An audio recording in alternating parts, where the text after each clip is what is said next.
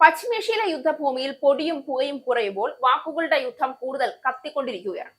രണ്ടാഴ്ചത്തേക്ക് പ്രഖ്യാപിച്ച വെടിനിർത്തലിന് പിന്നാലെ ഇറാന്റെ പരമോന്നത സുരക്ഷാ കൗൺസിൽ ഉയർത്തിയ അവകാശവാദം ഇതൊരു താൽക്കാലിക ഇടവേള മാത്രമല്ല, യുദ്ധത്തിലെ വിജയം തന്നെയാണ് എന്നത് അന്താരാഷ്ട്ര രാഷ്ട്രീയ വേദികളിൽ പുതിയ ചർച്ചകൾക്ക് വഴിവെക്കുകയാണ്.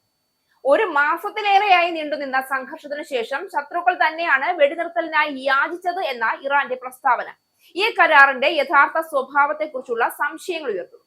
ശക്തിയുടെ രാഷ്ട്രീയം ആധിപത്യം പുലർത്തുന്ന ലോകത്തിൽ ഒരു വെടിനിർത്തൽ പോലും പലപ്പോഴും തന്ത്രപരമായ പിന്മാറ്റമാകാം. അതാണ് ഇപ്പോൾ അമേരിക്കയെ ചുറ്റിപ്പറ്റി ഉയരുന്ന പ്രധാന ചോദ്യവും.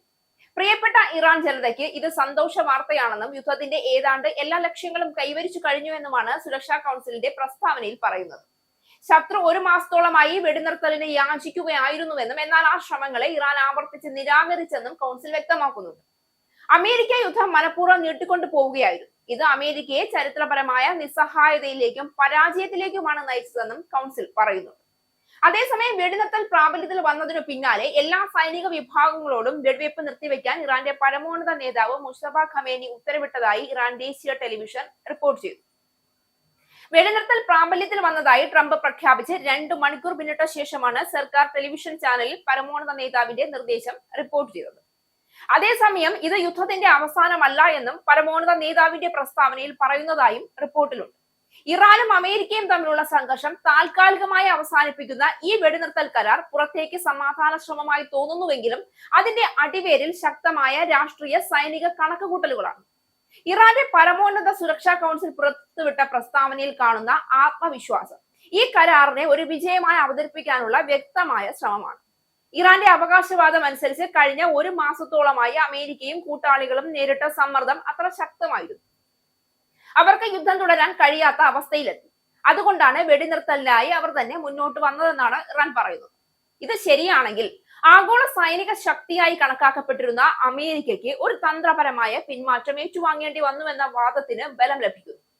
അമേരിക്കയുടെ ഭാഗത്തു നിന്ന് നോക്കുമ്പോൾ ഈ വെടിനിർത്തൽ ഒരു സ്ട്രാറ്റജിക് റീകാബിലറേഷൻ ആയിരിക്കാം. അത് അർത്ഥമാക്കുന്നത് നേരിട്ട് ഏറ്റുമുട്ടലിൽ നിന്ന് മാറി നിൽക്കുകയും മറ്റൊരു രീതിയിൽ സമ്മർദ്ദം ചെലുത്തുകയും ചെയ്യുക എന്നതാണ്. എന്നാൽ ഇറാൻ ഇതിനെ ഒരു ദൗർബല്യത്തിന്റെ അടയാളമായി ചിത്രീകരിക്കാൻ ശ്രമിക്കുന്നു. കാരണം യുദ്ധത്തിൽ നേരിട്ട വിജയത്തെക്കാൾ ആ വിജയം ലോകത്തിന് മുന്നിൽ എങ്ങനെ അവതരിപ്പിക്കപ്പെടുന്നു എന്നതാണ് പലപ്പോഴും കൂടുതൽ പ്രാധാന്യമുള്ളത്.